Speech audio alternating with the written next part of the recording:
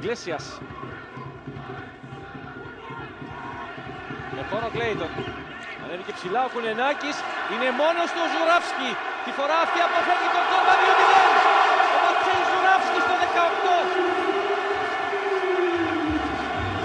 Τρίτο γκολ του Πολωνού στο πρωτάθλημα. Ο Όφι έχει τεράστια αμυντικά κενά.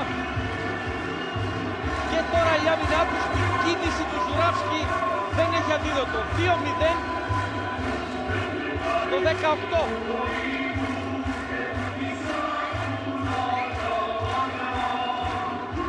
Καμία περίπτωση offside γιατί καλύπτει ο Μαρκαουάν. Ζουράφσκι τη φορά αυτή αποφεύγει τον Τζόρβα. Ο τερματοφύλακας του Όφι τον νίκησε στο δεύτερο λεπτό. 16 λεπτά αργότερα όμως την εξαιρετική assist του Κλέιτον δεν έχει απάντηση.